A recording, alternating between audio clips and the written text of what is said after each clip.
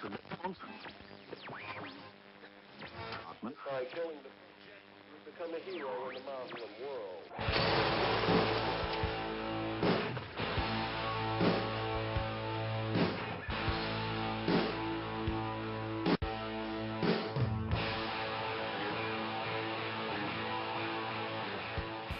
Alexis Tsipras, the head of the leftist anti-austerity Syriza party, has been sworn in as Greece's new prime minister. Syriza won a decisive victory in Sunday's election, becoming the first anti-austerity party to lead one of the 19 nations in the Eurozone since the economic crisis began. Yanis Varoufakis is expected to be named as Greece's new finance minister today. He's an economics professor who once described the EU-imposed austerity measures as fiscal waterboarding. During an interview on Channel 4 in Britain, he vowed to destroy the Greek oligarchy. Greece has been jeopardized by this unholy alliance between bankrupt bankers, developers, and media owners who become the voice of those who want to sponge and scrounge off everyone else's productive efforts. And what will you do to the oligarchy concretely? We are going to destroy the basis upon which they have built for decade after decade a system and network that viciously sucks the energy and the economic power from everybody else in society. Former Cuban President Fidel Castro appears to have broken his silence over his country's recent decision to restore diplomatic ties with the United States. In a letter written to a student federation and read aloud at the University of Havana, Castro said he backs negotiations even though he remains suspicious of U.S. intentions. I don't trust the politics of the United States, nor have I exchanged a word with them. Nevertheless, this is far from being a rejection of a peaceful solution of conflicts or dangers of war. To defend peace is the duty of everyone.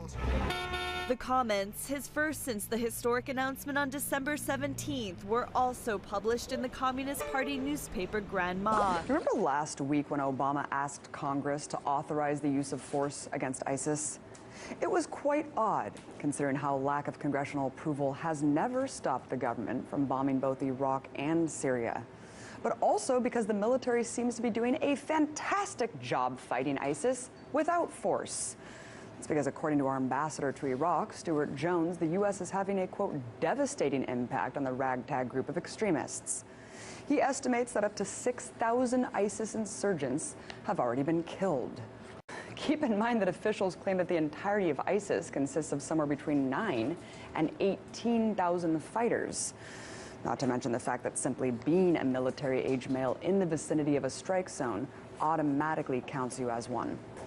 So that means America and its fake coalition of the willing has already killed between a third and half of the Islamic State? Wait, so why do we need more force? Well, because if you're counting ISIS sympathizer, that number skyrockets to around 31,000, according to government officials. And considering America's infinite bombing plan against both countries, it's a good thing they're counting on a couple thousand more people switching sides. See, the Free Syrian Army, the rebel group getting training and weaponry from the U.S., recently told The Guardian just that. The U.S. campaign is turning the attitudes of Syrian opposition groups and fighters in favor of ISIS. Omar Walid, an FSA fighter in Hama, north of Damascus, said, "I'm really scared that eventually most of the people will join ISIS out of their disappointment with the U.S. administration." On January 20th, Nabil Rajab, Bahrain's most prominent human rights activist, was sentenced to 6 months in prison for a tweet. Nabil was convicted of insulting the Bahraini government under Article 216 of the country's harsh penal code. I'm a target here because the work I do with the UN, because of my human rights work. They have decided that 2 of my tweets that I have made criticizing the terrorist group and their relation with some military and some security institution as an insulting the institution.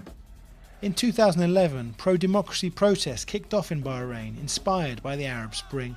Peaceful demonstrations were brutally attacked by Bahraini forces, backed by troops from Saudi Arabia and the United Arab Emirates.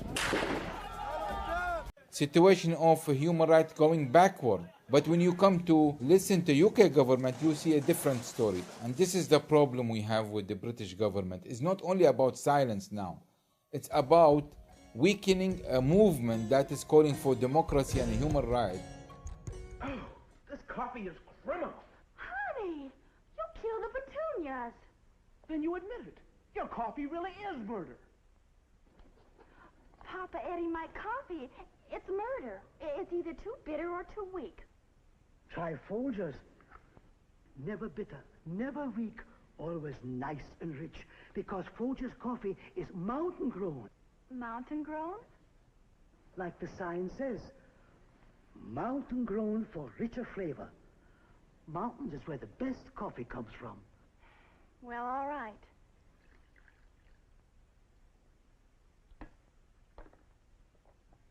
You know it's a crime not to have delicious coffee like this all the time. We will, now that I've discovered the mountains. Ooh. Folgers Coffee, mountain grown for richer flavor. The Justice Department's been building a national database to track the real-time movement of vehicles around the United States. The secret domestic intelligence gathering program scans and stores hundreds of millions of records about motorists. The Drug Enforcement Administration created the license plate tracking program to combat drug trafficking, but many state and local law enforcement agencies are accessing the database for a variety of investigations. High-tech cameras placed strategically on major highways are used to collect data about vehicle movements, including time, direction, and location, as well as visual images of drivers and passengers. Vermont Senator Patrick Leahy, the senior Democrat on the Senate Judiciary Committee, criticized the program, saying Americans should not have to fear, quote, their locations and movements are constantly being tracked and stored in a massive government database.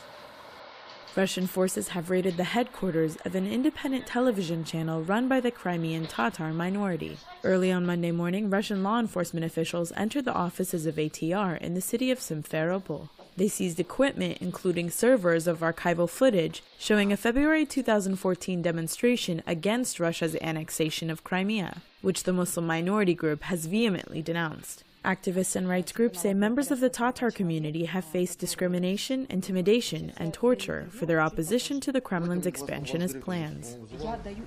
The United Kingdom has launched a public inquiry into the 2006 poisoning death of a Russian spy turned Kremlin critic. Alexander Litvinenko died of radiation poisoning 3 weeks after drinking tea with 2 Russian men at a London hotel. From his deathbed, he accused Russian President Vladimir Putin of ordering his murder. That's a charge Moscow has always denied. The lawyer representing Litvinenko's family has disclosed that the 43-year-old had worked for MI6 for several years, and that he investigated Russian mafia activities for the Spanish security services. You can see the difference between a real cigarette and marijuana, and there'd be no mistaking the texture or contents if you were to handle them.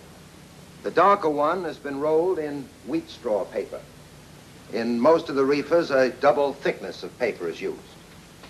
Now, in the language the addicts use among themselves, marijuana is referred to as Mary Jane, pot, weed, or tea. They never say to each other, let's smoke a marijuana cigarette. They say, let's turn on, or let's blast a joint. Commissioner, don't you think that you're magnifying this issue? There's a high school in Indiana. I don't know whether they followed your progressive theories or not. They had no problem 3 years ago. But out of a total enrollment of 1,200 students, 285 were found to be using marijuana or heroin. And this dreadful condition was only uncovered through a horrible accident. One student, desperate for money to pay for his habit, sold bennies for quarters and dimes to kids in elementary school. It was the death of a 13-year-old who had been addicted to marijuana and then to heroin that exposed the ugly facts. Governor Tom Wolf has now given a nod of approval to a new medical marijuana bill. 8 on your side, government reporter Pete Montine is live at the state capitol. A rally reintroducing this bill just ended here, but it's what happened after that has supporters more hopeful than ever. Governor Tom Wolf spent 15 minutes meeting with those supporters. This fall, a similar bill failed to even make it to the House. And even if it did, then Governor Corbett said he would not sign it.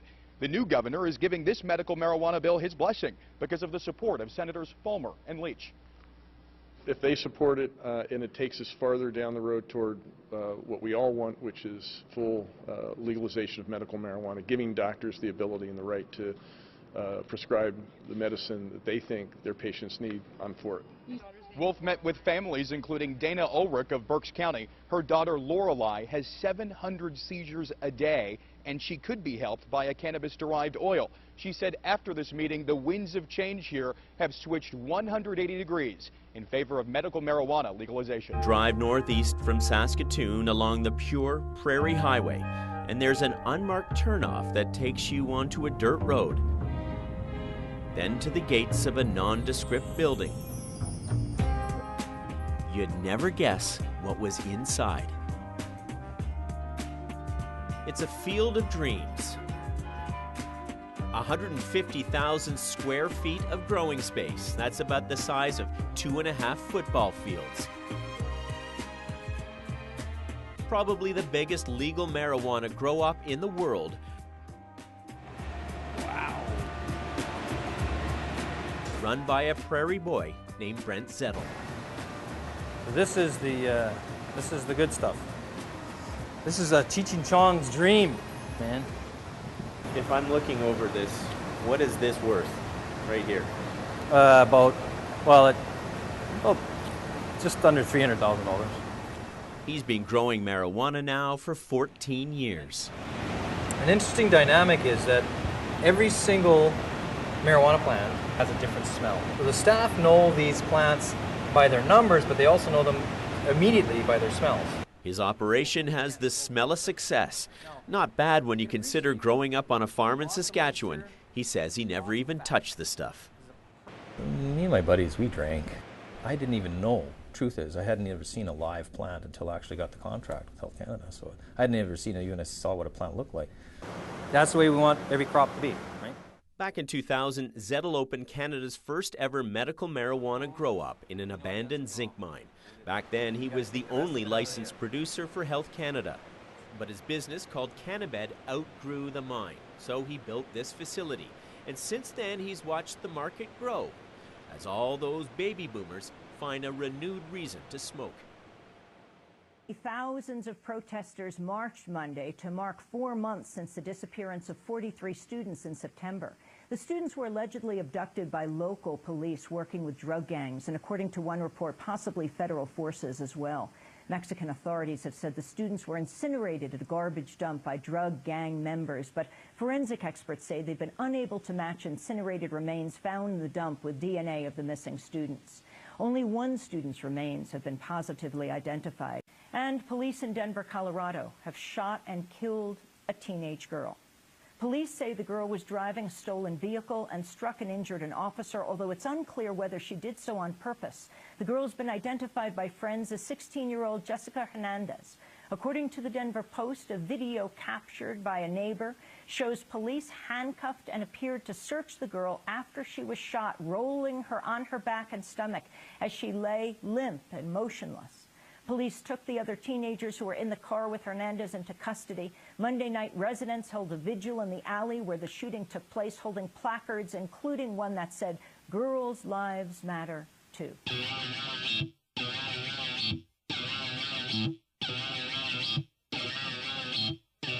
People come up. Yeah. We gotta turn the bass up on this one. Check it. Shit.